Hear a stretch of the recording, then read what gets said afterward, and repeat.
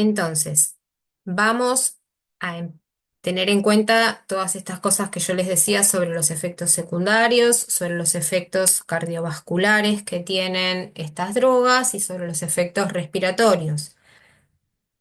Esos son los efectos adversos importantes que ustedes tienen que tener en cuenta, que todas las benzodiazepinas pueden provocar caída de la presión arterial, en mayores dosis pueden producir apnea, o sea, falla del centro respiratorio, inhibición del centro respiratorio. A dosis más pequeñas van a producir somnolencia. El paciente puede que pierda el estado de conciencia y entre en lo que llamamos coma farmacológico, ¿sí?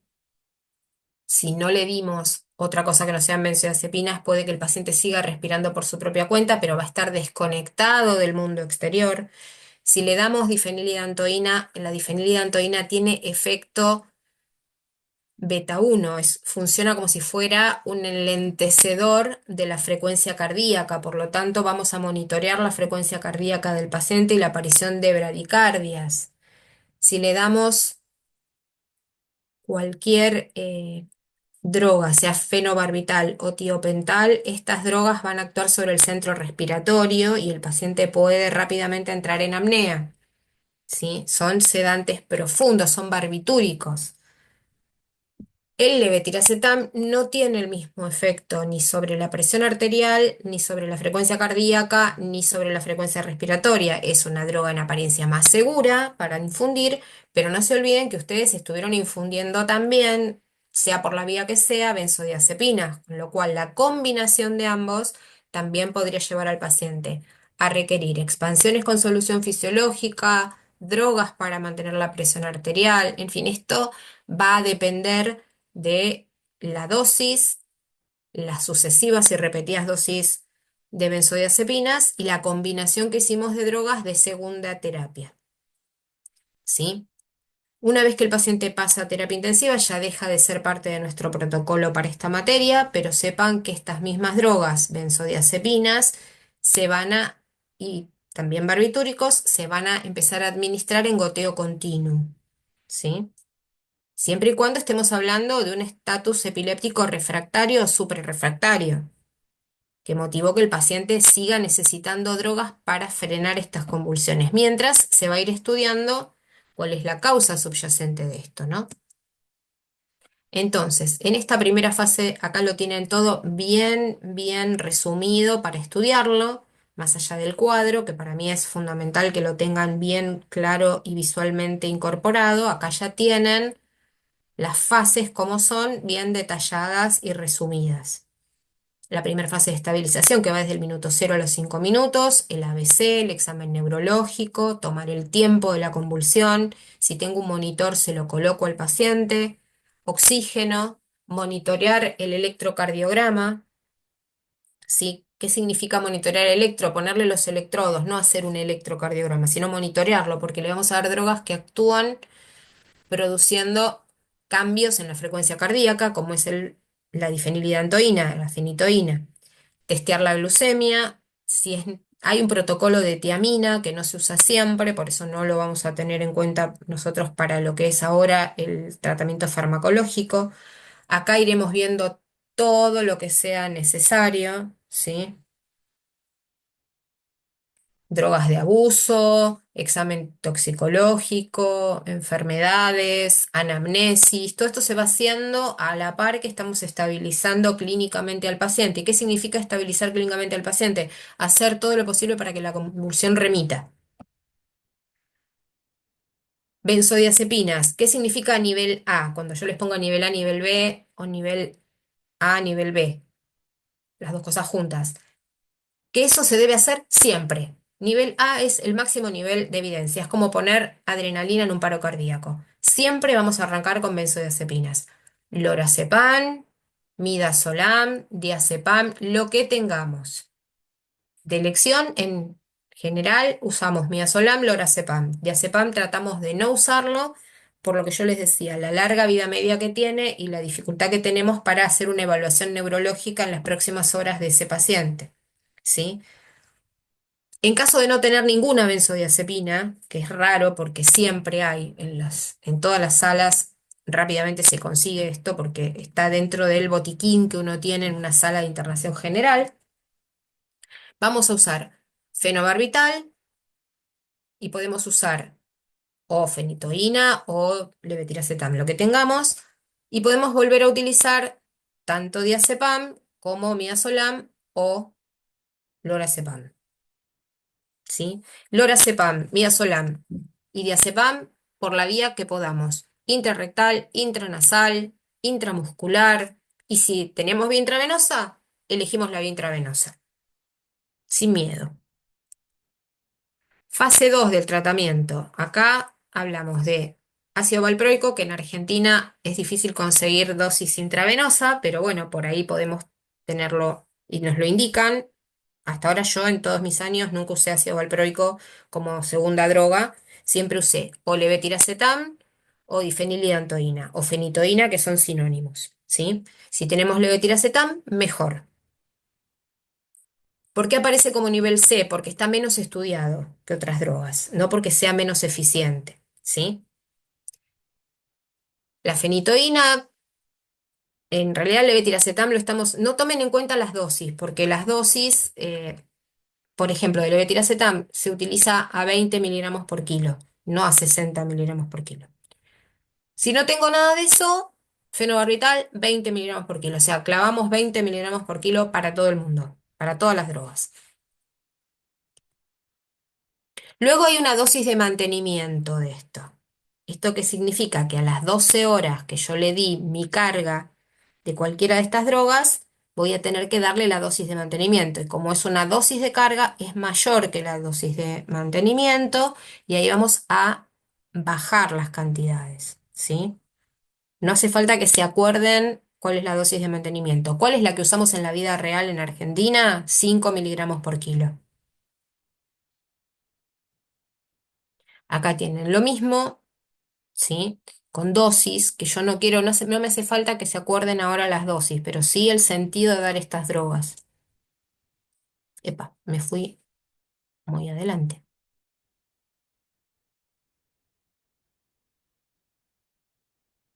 ¿Qué pasa si el paciente maneja un estatus epiléptico refractario, que sería un tiempo ya más largo? Estamos ya cerca de la hora de este paciente. Bueno, hay que llevar al paciente a la unidad de cuidados intensivos, ponerle si se tiene, si tenemos la opción de monitorear el electroencefalograma continuo, que eso se ponen unos electrodos en la cabeza y eso va a una computadora, que es como tener un monitor de cardio, pero del cerebro.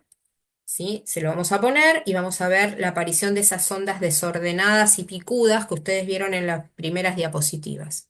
Eso nos va a decir que el paciente continúa convulsivando. ¿Por qué? Porque un paciente que yo lo tengo en sedación y analgesia profunda en terapia intensiva no va a mover los brazos y las piernas, y entonces no nos va a mostrar una convulsión típica que vemos en un paciente despierto. El paciente va a estar dormido, va a estar en coma farmacológico y nosotros vamos a necesitar alguna otra forma de monitoreo que nos diga que a pesar de estar quieto, el paciente sigue convulsivando. Y aquí ya usamos goteo de midazolam, goteo de fenobarbital, goteo de tiopental o goteo de propofol o varias de estas drogas en conjunto, en diferentes concentraciones y en diferentes bombas de infusión. Y vamos a tratar de con eso frenar este estatus epiléptico refractario. Pero eso no hace falta que ustedes se lo acuerden ahora para este examen, porque cuando volvamos a críticos vamos a hablar del estatus epiléptico en terapia intensiva. ¿Cuáles son las drogas que ustedes tienen que manejar ahora para conocerlas para el examen? Las benzodiazepinas, midazolam, lorazepam, diazepam, y necesito que sepan cuándo tienen el inicio de acción y cuándo termina la acción. O sea, cuáles son más rápidas. No hace falta que me digan en cuántos minutos, sino en orden de duración. ¿Cuál es la que empieza primero y termina primero? ¿Cuál es la que empieza después en segunda línea? Y si termina rápido o es más lenta el fin de la acción. ¿Sí? En ese orden. En el orden que están acá es como son. Midazolam, lorazepam, diazepam. Después, fenitoína. ¿Qué es la fenitoína? ¿Sí? ¿A qué familia de fármacos pertenece? ¿Cuál es el efecto? Es anticonvulsivante. ¿Por qué es anticonvulsivante? ¿Y cuál es su efecto adverso más importante? Produce bradicardia, produce alteraciones en la conducción cardíaca, enlentece la conducción del corazón. Fenobarbital, ¿a qué familia pertenece? Pertenece a la familia de los barbitúricos. ¿Cuál es su mayor efecto adverso? ¿Qué hacen los barbitúricos? Disminuyen el metabolismo del cerebro, ponen el cerebro en reposo. Tanto el tiopental como el fenobarbital disminuyen el metabolismo cerebral. ¿Sí? Uno, cuando le da al paciente fenobarbital o le pone goteo de tiopental, lo que hace es bajar la actividad de ese cerebro al mínimo gasto posible. ¿Cuál es la contrapartida que tiene como efecto adverso? Produce depresión respiratoria. Sobre todo cuando ya le hemos dado drogas como las benzodiazepinas que pueden producir depresión respiratoria. La combinación de estas drogas, ya sea fenitoína o fenobarbital y cualquier benzodiazepina, potencia el efecto adverso de ambas, tanto el efecto depresor del sistema nervioso central como los efectos de caída de la presión arterial. Esto también es importante que lo tengan en cuenta a la hora de ver los efectos adversos. Después, ¿qué drogas usa el paciente en su casa para el tratamiento de la epilepsia? Vía oral, en general.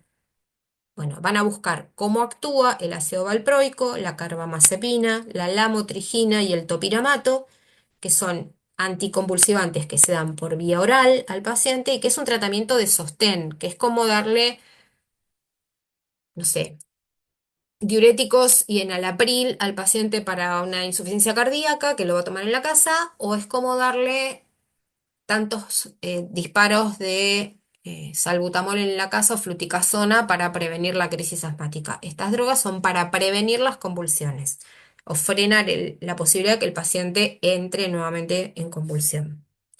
Este tratamiento va a ser vía oral, va a estar indicado por el equipo de neurología que le corresponda según su edad y se va a monitorear estas drogas en sangre también para ver cómo es el efecto y que no se potencien sus efectos adversos. Entonces van a ir a buscar qué efecto adverso tiene el ácido valproico, que es distinto de la carbamazepina, que es distinto de la lamotrigina y distinto del topiramato. Cada uno tiene su detallecito. Les pongo un ejemplo. Los pacientes tratados con ácido valproico hay que monitorearle las plaquetas, porque el ácido valproico produce una disminución de la producción de plaquetas. Entonces, ese paciente cada tanto tiempo se va a monitorear con un hemograma cómo están sus plaquetas. Si sus plaquetas están muy bajitas, habrá que rotarlo hacia otro anticonvulsivante. Sepan que el uso de los anticonvulsivantes a nivel eh, de la casa, a nivel del paciente, el tratamiento ambulatorio que hace, muchas veces es el que mejor le va al paciente para frenar las convulsiones. Es decir, que se pueden hacer ensayos con una droga, a lo mejor con esta droga no funciona y hay que ponerle otra u otras drogas en combinación. Hay drogas como la lamotrigina, que son de última generación, que el paciente puede desarrollar síndrome de Steven-Johnson, que eso ustedes lo van a ir a buscar qué es y van a ver que para empezar con esta medicación, por ejemplo, se empieza con dosis muy bajitas y le tienen que advertir al paciente y a la familia que si llega a tener algún tipo de rash cutáneo, tiene que suspender la medicación y rápidamente al médico para que se la cambien por otra. Por ejemplo, eh, tanto la lamotrigina como el topiramato pueden tener acción sobre la respuesta anímica del paciente también, porque son moduladores del ánimo. Son drogas que ustedes las van a ver en salud mental también como psicofármacos.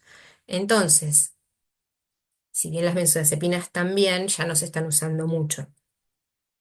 Entonces, ante esta situación también es bueno que el paciente que está recibiendo tratamiento con este tipo de drogas, carbamazepina, lamotrigina y topiramato, sobre todo la lamotrigina y topiramato, tengan un equipo tratante que incluya monitorear y tener en cuenta que el paciente puede tener alteraciones del apetito, puede tener alteraciones del ánimo y que el paciente sea consciente de esto cuando empieza el tratamiento, primero para que no se asuste y segundo para que no deje el tratamiento por su cuenta. Esto también es importante. Es motivo de abandono de tratamiento. Entonces es importante que el paciente sepa que le pueden pasar estas cosas. o que puede sentir cierta somnolencia. Todas estas drogas pueden darle al paciente somnolencia. Los primeros tiempos que el paciente empieza a tomar anticonvulsivantes es ideal que no maneje eh, vehículos, que no maneje máquinas complejas que revistan cierto grado de riesgo para la vida del paciente o para no, que no le pueda pasar algo al paciente, ¿no? O sea, que no maneje, no sé, máquinas que se podrían lastimar el paciente, porque la respuesta va a estar un poco enlentecida. Entonces, hasta que el paciente encontremos la dosis, el intervalo y el efecto buscado de la droga. En relación con el levetiracetam, lo dejé al final porque el levetiracetam no está en el libro para que lo estudien, pero yo les puse un paper sobre levetiracetam en el campus para que ustedes puedan ir a buscar ahí los efectos buscados, los efectos adversos, qué tipo de droga es, cómo funciona. O sea que no les falta contenido teórico de ninguna de estas drogas, inclusive las que no están en el libro, porque el libro es un poco más viejito. Esta sería la familia de drogas que ustedes tienen que saber a qué familia pertenecen, que ya lo estuvimos diciendo, cuál es el efecto buscado. En este caso las vamos a considerar exclusivamente como anticonvulsivantes, aunque tengan otros efectos que a ustedes les van a aparecer cuando las vayan a leer, moduladores del ánimo, ansiolíticos, sedantes, coadyuvantes para el dolor. Cuando vayan a hacer el trabajo de dolor se van a encontrar con que también algunas de estas drogas se usan en tratamiento del dolor crónico, como coadyuvantes de los pacientes que tienen dolor neuropático, por ejemplo, o dolor oncológico. También algunas se usan para potenciar antidepresivos. No le den bolilla a ninguno de esos efectos. Cuando vayan a estudiar, focalicen en su efecto anticonvulsivante exclusivamente, que es el que vamos a tener en cuenta ahora en el examen. En relación con su efecto como coadyuvantes analgésicos, sí lo van a tener en cuenta para el trabajo y lo van a tener en cuenta para el final, pero no ahora. Ahora no se compliquen y manéjense exclusivamente con esto que yo les estoy diciendo ahora, con el cuadro, con el protocolo que se debe seguir ante la aparición de convulsiones en esos tiempos, con el desarrollo que tiene cada una de esas fases que se los puse en otra diapositiva, y con este grupo de drogas, su efecto anticonvulsivante. ¿Dudas hasta acá?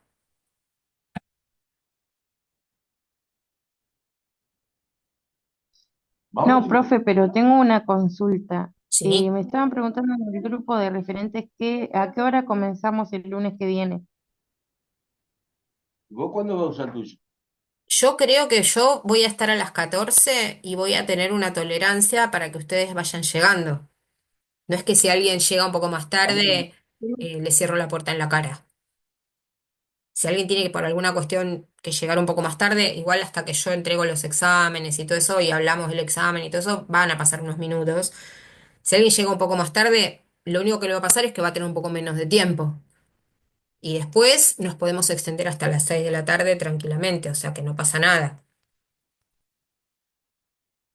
No creo que nos echen antes de la universidad porque nadie va a usar el aula después que nosotros. No es como cuando estamos en Marechal o en Ugarte que vienen los chicos del turno noche. Así que manéjense con esa amplitud horaria. Si alguien tiene que llegar más tarde, avisa y llega más tarde, o llega más tarde sin avisar si no pudo avisar porque pasó algo. No van a tener ausentes si llegan tarde Buenísimo. o- Gracias. Bien. Después, otra cosa era que lo de convulsiones, o sea, lo del sistema nervioso no entraba, pero al final sí entra. Y sí, porque nos extendimos una semana más. Una El examen semanita. iba a ser Bueno, hoy. Pero, insisto, sean muy puntuales ahora con lo que están estudiando para el parcial. Después para el final se pueden extender un poco más, ¿sí? Las preguntas del examen de lo que tiene que ver con convulsiones va a tener que ver con el tratamiento del estatus convulsivo, ¿sí? buenísimo, profe, muchas gracias. ¿Alguna duda sobre este algoritmo o sobre, bueno, esto que estamos viendo que es un poquitito sobre las convulsiones?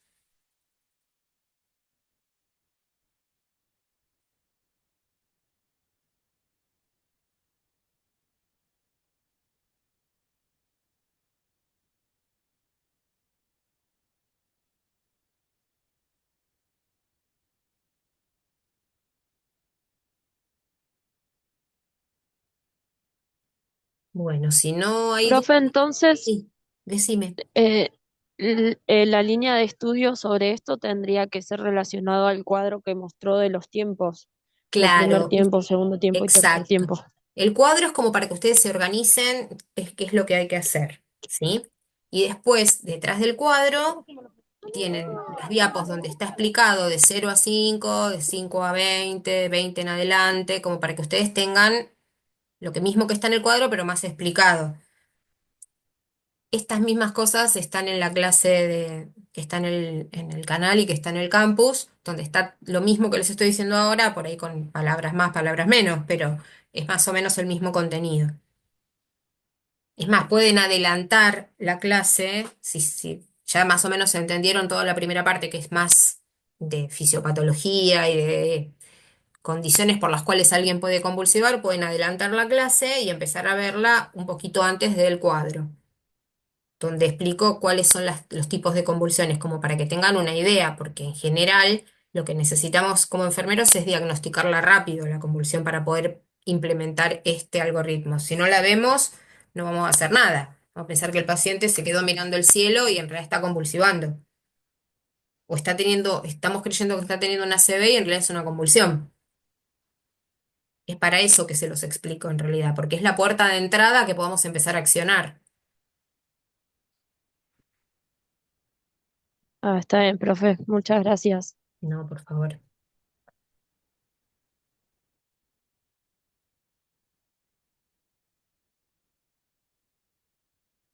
Bueno, si ustedes no tienen más nada que preguntarme, yo sigo acá, los escucho si tienen alguna duda de algo más.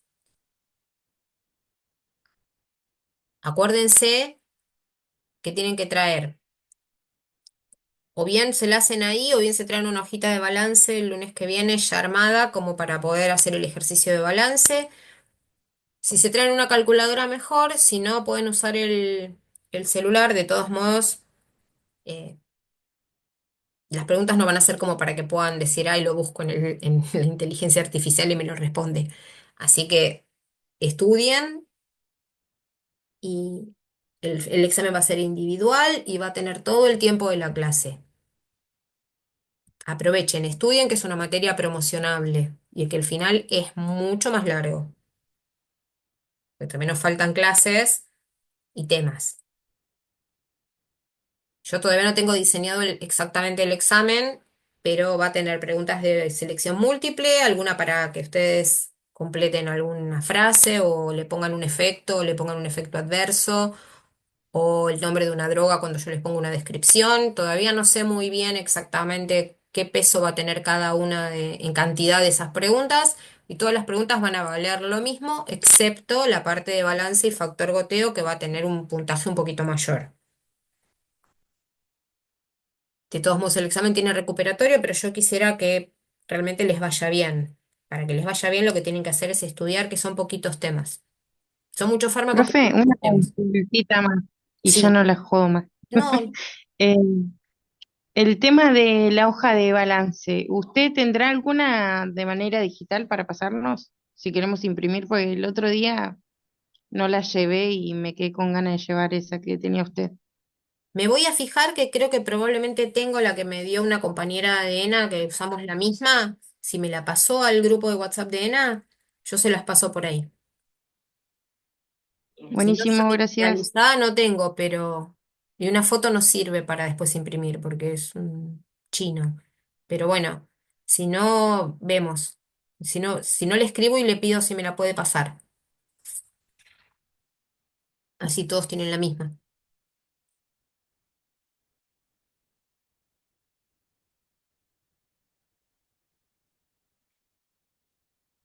La lista de fármacos la tienen, es hasta los fármacos que estuvimos hablando y citando hoy. Acuérdense de lo de las insulinas, vayan a ver la clase de insulinas y diabetes, también lo mismo, pueden saltearse la primera parte, que es toda la explicación epidemiológica y fisiopatológica de la diabetes, que ya la vimos en clase, pero vayan a los cuadritos de insulina, vayan a mirar bien las zonas de inyección, porque puede haber preguntas sobre la administración, sobre las vías de administración de estas drogas, ¿sí? sea, el examen va a contemplar todo lo que vimos. No va a tener preguntas rebuscadas, pero va a tener muchas preguntas de cosas que vimos, tanto en clase como en las clases que están grabadas. Así que vayan puntualmente a las cosas que yo les dije que eran importantes. No es que yo les digo que es importante una cosa y después saco una pregunta del libro de algo que nadie leyó. En general, pregunto aquello que yo hice hincapié en clase, porque me parece que es lo que se tienen que llevar de esta corta materia. Y ya me está empezando a subir la temperatura de nuevo a esta hora. Típico. Bueno, profe, entonces igual cualquier cosa tenemos grabada la clase y ya Sí. creo, no quiero opinar por todos, que quedó bastante claro. Ojalá que sí, la idea era que no se quedaran solo con la clase grabada, que está, por supuesto, mucho más prolija que esta, porque está toda de un tirón y no tienen que estar entrando y saliendo para verla, pero quería reunirme con ustedes, aunque sea para ser yo quien les vaya marcando los puntos medio persona a persona, por más que sea por Zoom, y no dejarlos con la clase sola grabada. De todos modos, vuelvo a decirles, vean la clase grabada porque está más prolija que esta también. Porque claro, cuando uno graba todo de una, sale mucho más prolijito. Eh, Usen el grupo que tienen de trabajo, que ya se armaron para el trabajo práctico y eso, para estudiar y hacerse preguntas. Y si tienen alguna duda muy puntual que nadie puede resolver entre ustedes, le escriben vía el grupo de referentes y vemos dónde está el problema de qué es lo que no se entendió cuando se sienten a estudiar. Qué sé yo, les aparece algo raro cuando van a buscar un fármaco que no les resuena a ninguno de ustedes, se lo consultan a un compañero, ese compañero tampoco entiende de qué va la cosa, bueno, ahí sí me escriben a mí, ¿sí? No me escriban para decirme de vuelta cómo es la fórmula de factor goteo porque me van a escuchar de acá hasta pasado mañana los gritos. Pero sí para cosas que por ahí van a buscar a la bibliografía y nadie entiende de qué se trata, porque puede pasar. O tienen una duda porque lo que fueron a buscar es de un libro más viejo, no importa. Si son cosas así que tienen que ver con la necesidad de consultar algo, a ver si lo están estudiando bien o están haciendo lío, bueno, lo vehiculizan a través del WhatsApp. Más no puedo. El resto tienen que apoyar ustedes y estudiar. No se iban a perder, que yo los retara un poco. Bueno, entonces nos estamos viendo el lunes entre las 2 y 2 y algo de la tarde, como para que tengamos tiempo para hacer el examen. Estudien mucho. Me voy a tomar un paracetamol. Gracias, profe. Chao. Besitos. Chau, chau. Gracias, profe, hasta luego, cuídese. Hasta luego.